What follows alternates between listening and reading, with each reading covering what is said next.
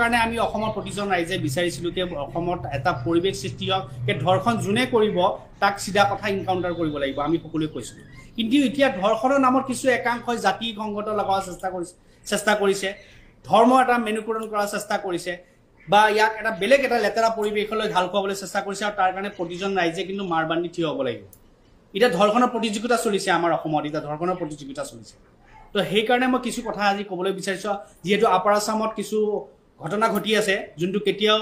গ্ৰহণযোগ্য নহয়, কাৰণ ময়ো আপাৰ আছামৰ হয়, মই এজন অসমীয়া ল'ৰা হয়, মই এজন গৰীয়া ল'ৰা হয়, ঠিক আছে। কিন্তু যোনটো ভুল তাক ভুল কোৱা মই এইখিনি সাহস ৰাখোঁ। প্ৰথম কথাটো হৈছে 100জন মানুহে যদি ভুল কৰে, সেই 100জন মানুহ ভুল বুলি আমি ক'ব লাগিব। তাৰ কাৰণে যদি আমি গোটেই জনগোষ্ঠী গোটেই জাতিটোক গালি পাৰোঁ, সেইটো কেতিয়াও গ্ৰহণযোগ্য নহয়। এতিয়া মোৰ প্ৰশ্নটো থাকিলে যে হয় মিয়া মানুহৰ মাজত বেয়া আছে, মই নাই বুলি নকওঁ। মোক যদি এতিয়া কোনোবাই সোধে যে মিয়া মানুহৰ মাজত বেয়া আছেনে নাই, মই সদায় ক'ম কি আছে তেখেতসকলৰ মাজত, আৰু তেনেকুৱা বেয়া প্ৰতিটো জনগোষ্ঠী প্ৰতিটো ধৰ্মীয় মানুহৰ মাজত আছে। 100% কোনো ভাল নাই। মিয়াৰ মাজত আজি ড্ৰাগছৰ হওক বা আজি আপোনাৰ কি বুলি কয় নকল খুনে হওক বা যি হওক, যিমান চুৰ ডকাইত যি আছে, কিন্তু সেই বুলি গোটেই মিয়া বিয়া নহয়। কিন্তু আজি আপাৰ আছামত কিছুমানে কাম কৰিবলৈ গৈছে, কিছুমান লেবাৰ কাম কৰি আছে, কিছুমানে তাতে মাটি কিনি কিনে তাতেই বসবাস কৰি আছে কিমান বছৰৰ পৰা আছে। ঠিক ঘটনাটোৰ কাৰণে আমি অসমৰ প্ৰতিজন ৰাইজে আমি মাৰ বান্ধি থিয় হ'লো। কিন্তু সেই লগে লগে তাৰে ঘটনাৰ পিছে পিছে হুজাই যোনটো ঘটনা হ'ল, এগৰাকী নাবালিকা এজনীক ধৰ্ষণ কৰি তাৰ ভিডিঅ' ভাইৰেল কৰিলে, কিন্তু সেয়া কিন্তু তাৰ কাৰণে প্ৰতিবাদ কৰিবলৈ না শিৱসাগৰৰ সেই নেতাবিলাক ওলাই আহিলে, না বিভিন্ন বেলেগ ঠাইৰ কোনোবা নেতা ওলাই আহিলে, দেখা নাপালোঁ। সেই তেনেকৈ কিন্তু তিতাবৰত যেতিয়া এজন কি নাম আছিলে এইটো যাদৱ বৰা নে কি নিজৰ বোৱাৰীৰ লগত ধৰ্ষণ কৰিলে, সেই তেতিয়া ক্ষেত্ৰত কিন্তু কোনো ধৰণৰ দল সংগঠন বা তেনেকুৱা কোনো মানুহ ৰাইজক কিন্তু ওলাই অহা দেখা নাপালোঁ। তেনেকুৱাতে যেতিয়া আকৌ মঙলদৈত দেখা পালোঁ কোনোবা নাট আছিল নেকি, কিবা 14 বছৰীয়া ছোৱালী এজনীক ধৰ্ষণ কৰিছে, য'ত 5 মাহৰ মানে প্ৰেগনেণ্ট কৰি দিছে। এতিয়াতো আজি কোনো ধৰণৰ দল সংগঠন বা কোনো ধৰণৰ মানুহক ৰাইজক এতিয়ালৈ ওলাই অহা তাৰ প্ৰতিবাদ কৰা দেখা নাপালোঁ। তেনেকৈ আজি বিশ্বনাথ চাৰিআলি হওক বা বকো হওক বা আপোনাৰ কাৰ্বি আংলং হওক বা আৰু এটা ঠাই আছিলে তেজপুৰ হওক বা লখিমপুৰ হওক, বিভিন্ন ঠাইত বিভিন্ন ঘটনা ঘটিছে। সেইখিনি মানুহৰ কাৰণে কি আমি এতিয়া কি সেইখিনি গোটেই জনগোষ্ঠীটোক গালি পাৰিলে ভাল হ'বনে, বা গোটেই জনগোষ্ঠীটোক যদি আমি অত্যাচাৰ কৰোঁ মাৰপিট কৰোঁ ভাল হ'ব? আজি 100জন মিয়াৰ কাৰণে যদি গোটেই মিয়া জনগোষ্ঠীটোক মানুহে বেয়া ক'ব পাৰিছে, তেতিয়াহ'লে এজন বৰাৰ কাৰণে গোটেই বৰা জনগোষ্ঠী বা বৰা মানুহখিনি গোটেই বেয়া হ'ব নেকি? বাছ মই আপোনালোকক প্ৰশ্ন কৰিব বিচাৰিছোঁ, প্ৰতিটো দল সংগঠন প্ৰতিটো সচেতন মানুহক মই এটা প্ৰশ্ন কৰিব বিচাৰিছোঁ, আজি তিতাবৰৰ ঘটনা ঘটোৱাটো সেইজন এজন বৰা মানুহ আছিলে, তাৰ কাৰণে কি অসমত থকা প্ৰতিটো বৰা মানুহ ৰেপিছ হ'ব নেকি?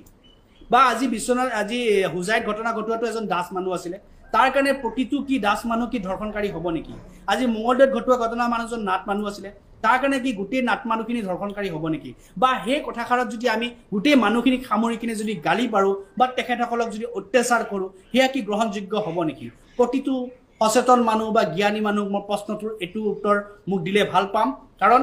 আজি যি পৰিৱেশ এটা অসমত সৃষ্টি হৈছে, এই পৰিৱেশ আমাক নালাগে।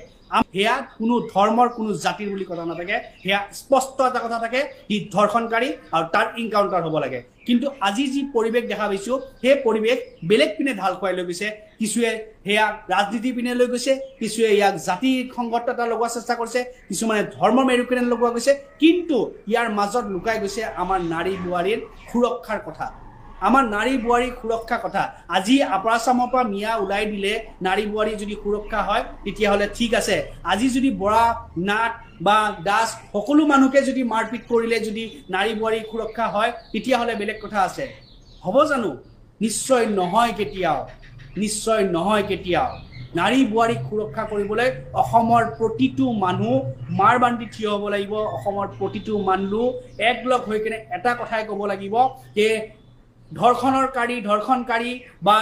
নাৰীক বেয়া চকুৰে চোৱা যি হওক, একদম স্পষ্ট এটাই আইন হ'ব লাগিব, সেই আইন হ'ল ইনকাউণ্টাৰ,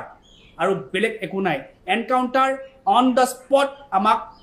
ৰিজাল্ট লাগে। যেতিয়া আমি গোটেই মানুহে সেয়াৰ ওপৰত মাৰ বান্ধি থিয় হ'ম, তাৰ ওপৰত আমি কথা ক'বলৈ আৰম্ভ কৰিম, নিশ্চয় আমি এটা ভাল পৰিৱেশ সৃষ্টি কৰিব পাৰিম, এটা ভয় সৃষ্টি কৰিব পাৰিম।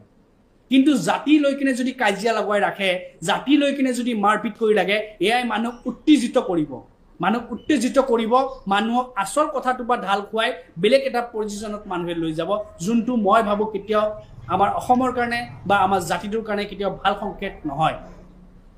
কাৰণ ইয়াৰে পৰিৱেশ যোনটো মানুহে কৰিবলৈ গৈ আছে সেই পৰিৱেশটো বেয়াৰ পিনে ঢাল খাব আজি ভাল মানুহখিনি আমাক লাগিব হেয়া ভাল বেংগলী হওক মাৰৱাৰী হওক বিহাৰী হওক মিয়া হওক যি হওক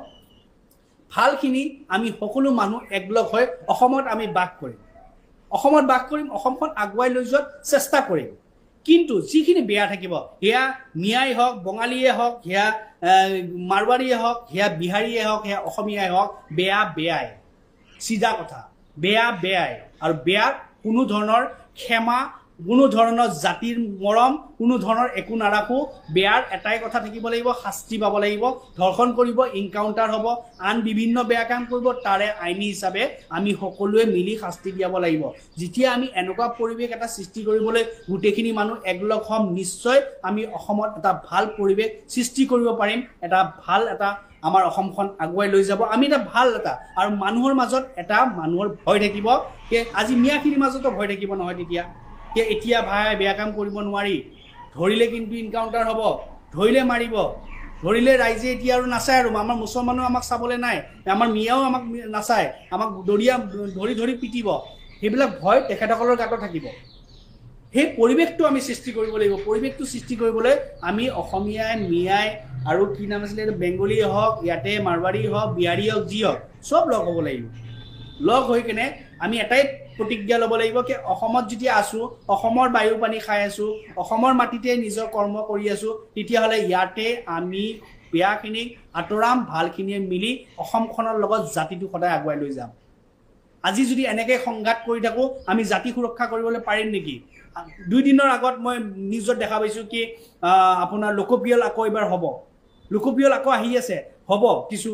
কিছু মাহৰ পিছত তো কিছু বুদ্ধিজীৱীয়ে কৈ আছিলে মোৰ কথা নহয় কিছু বুদ্ধিজীৱীয়ে কৈ আছিলে কে যদি এবাৰ যদি মই নাম মেনশ্যন নকৰোঁ সেইখিনি মানুহে যদি আমাৰ অসমীয়া ভাষাটো নিলিখো বুলি কয় বা নিলিখে তেতিয়া আমাৰ ভাষাটো চাগে সংকেতত পৰিব পাৰে মোৰ কাৰণে মোৰ অসমীয়া ভাষাটো মোৰ কাৰণে বহুত ওপৰত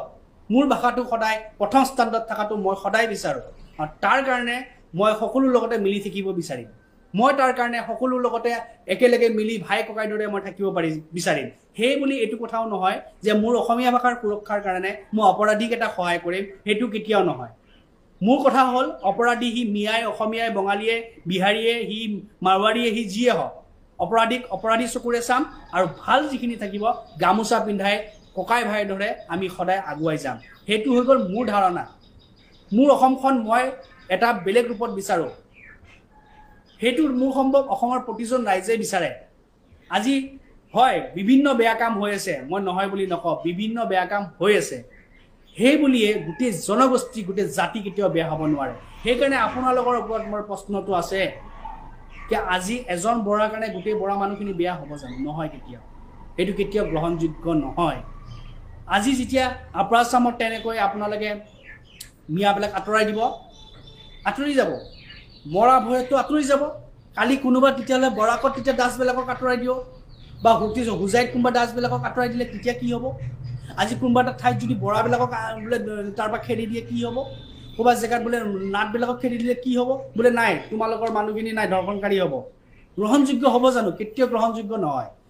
আমাৰ এটা বস্তু হ'ব লাগিব স্পষ্ট কথা হ'ব লাগিব এটাই কথা হ'ব লাগিব অপৰাধী কোনো জাতিৰ মৰম নেদেখাবা অপৰাধীৰ লগত কোনো ভাই ককাই ৰিলেশ্যন নাৰাখিবা অপৰাধীৰ লগত কোনো হিন্দু মুছলমান ধৰ্মৰ মৰম নেদেখাবা অপৰাধীক যোনে ধৰ্মৰ মৰম জাতিৰ মৰম দেখাবা তাক আমি শত্ৰু হিচাপে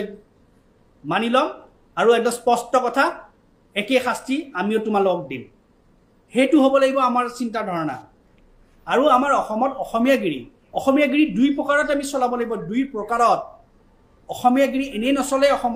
অসমত কাবাক মাৰিলে অসমত কেতিয়াও অসমীয়াগিৰি নচলে সেই অসমীয়াগিৰি কেতিয়া চলিব 2 প্ৰকাৰত আৰু 2 প্ৰকাৰত হ'ল প্ৰথম কথা হৈ গ'ল কৰ্মৰ ক্ষেত্ৰত আমি অসমীয়াগিৰি দেখাব লাগিব সেয়া আমি খেতিৰ ক্ষেত্ৰত হওক সেয়া আমি আজি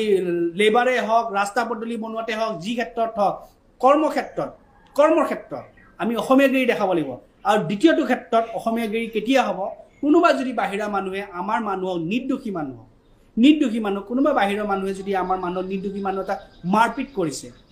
বা বেয়া কৰ্ম কিবা কৰিছে তাৰ কাৰণে কিন্তু প্ৰতিটো অসমীয়া মানুহ হিন্দু মুছলমান কোৱা নাই প্ৰতিটো অসমীয়া মানুহে তাৰ কাৰণে কিন্তু থিয় দিব লাগিব হেনেকুৱা যেন কৰিব নোৱাৰে সেই ভয়টো কিন্তু প্ৰতিটো অনা অসমীয়াৰ গাত থাকিব লাগিব অসমত আছোঁ ভাই, এনেই মাৰি নিদিওঁ, বিপদ হ'ব। কিন্তু নিৰ্দোষী মানুহক আমি হাত উঠাব নোৱাৰিম, নিৰ্দোষী মানুহক আমি মাৰিবলৈ নোৱাৰিম। কাৰণ সেই কামটো কৰিলে আজি বাহিৰত আমাৰো অসমীয়া ল'ৰা ছোৱালী চাকৰি কৰি আছে, বাহিৰতো আমাৰ অসমীয়া ল'ৰা ছোৱালী পঢ়ি আছে, বাহিৰতো আমাৰ ল'ৰা ছোৱালীয়ে থাকি আছে, আজি সিহঁতৰ ওপৰতো অত্যাচাৰ হ'ব। সেইকাৰণে আমাৰ স্পষ্ট হ'ব লাগিব, আমাৰ অসমীয়া ল'ৰা ছোৱালীক যদি কোনোবাই হাত দিছে আমি তাৰ ব্যৱস্থা ল'ম, কিন্তু তাৰ বাহিৰে আমি কাকোকে অসুবিধা নিদিওঁ, আমি কাকোকে একো হুলস্থুল নকৰোঁ। ককাই ভাইৰ দৰে আমাৰ লগত থাকিব, ককাই ভাইৰ দৰে আমি থাকিম। সেইকাৰণে অনুৰোধ কৰিছোঁ প্ৰতিজন মানুহলৈ, ধৰ্ষণ ক্ষেত্ৰটোক আপোনালোকে ৰাজনীতি ক্ষেত্ৰত লৈ নাযাব, ধৰ্ষণ ক্ষেত্ৰটোক আপোনালোকে বেয়া পৰিৱেশত লৈ নাযাব, ধৰ্ষণ ক্ষেত্ৰটোক আপোনালোকে হিন্দু মুছলমান, মিয়া অসমীয়া, বঙালী মাৰৱাৰী এইবিলাক ক্ষেত্ৰত লৈ নাযাব পাৰিব। কিন্তু এনেকৈ জাতি যদি আমি লাগি থাকোঁ, লগাই থাকোঁ, কাজিয়া কৰি থাকোঁ, তেতিয়া ভাগ হ'ব।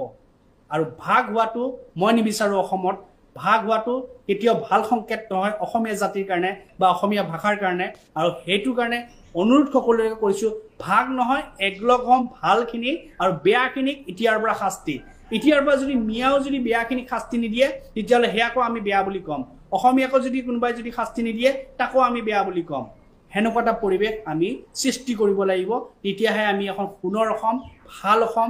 আৰু য'ত আমি আমাৰ ছোৱালী বোৱাৰীক সুৰক্ষা দিব পৰা এনেকুৱা এখন অসম আমি উজ্বলাই তুলিব পাৰিম। আৰু আমি বিশ্বৰ ভিতৰত বা ভাৰতৰ ভিতৰত আমি দেখুৱাই দিব পাৰিম যে আমাৰ ইয়াতে নাৰী বোৱাৰীক আমি কেনেকৈ সুৰক্ষা দিওঁ। আমি যেতিয়া ভাৰত মাতা কৈছোঁ, আমি যেতিয়া জয়াই অসম, যেতিয়া আমি আই কৈছোঁ আমাৰ অসমক, আমি যেতিয়া মাতৃ দৰ্জা দিছোঁ, তেতিয়াহ'লে আমি তেনেকৈ আমাৰ মাতৃৰ প্ৰতি বা ইয়াতে ভগ্নীৰ প্ৰতি বা ইয়াতে আমাৰ সকলো নাৰীৰ প্ৰতি আমাৰ সন্মান শ্ৰদ্ধা আছে। আৰু আমি তেখেতসকলৰ যিখিনি সন্মান, তেখেতসকলৰ যিখিনি ইজ্জত, সেইখিনি কেনেকৈ আমি ভালকৈ ৰাখিব লাগে, আমি তাৰ কাৰণেও আমি সেইখিনি কাম কৰিবলৈ